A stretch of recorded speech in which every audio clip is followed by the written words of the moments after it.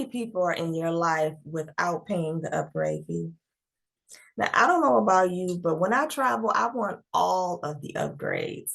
Delta, first class, or at minimum, Delta Comfort Plus. TSA pre-check or clear. Yes, that's me bypassing the security line with the bougiest smile on my face. And that's because of the home that I have created. My home is my sanctuary. It's where I get to relax and lounge and enjoy the fruits of my labor, my investment into peace. So if you want me to leave my sanctuary, it has to be worth it. It has to be better than what I currently live in. You know, the first time I traveled with my husband, he learned very quickly that I am not an economy traveler.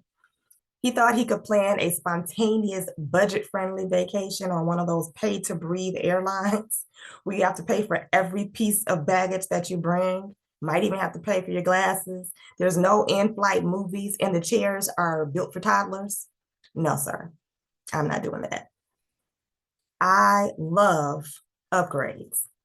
But to show you how I got here, I'm going to ask you now to travel back in time to when I learned the most valuable lesson in my life.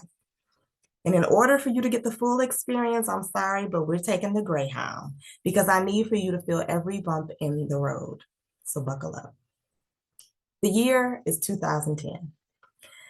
And over that summer, I was in the ER for 15 different visits. If it wasn't a panic attack, it was numbness and tingling. I fainted while I was driving, finally lost the vision in my left eye.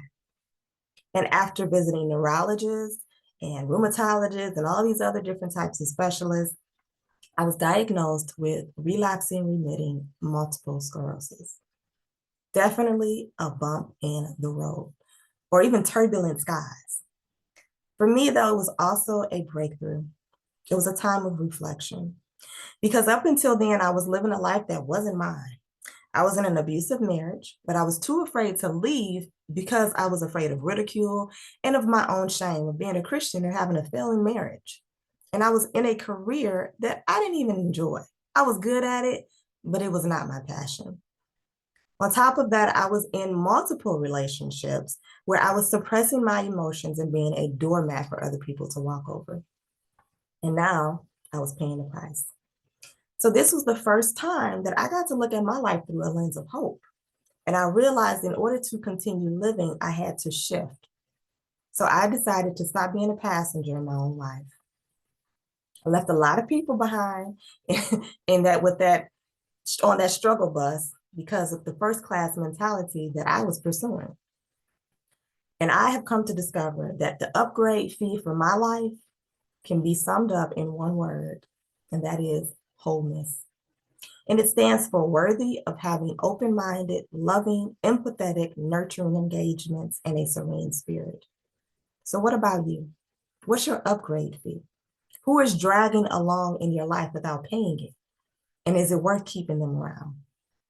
I learned the hard way that the answer is no.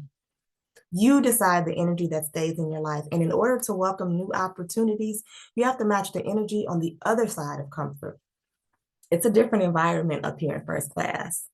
But if you're willing to make a shift, I'll see you at the top.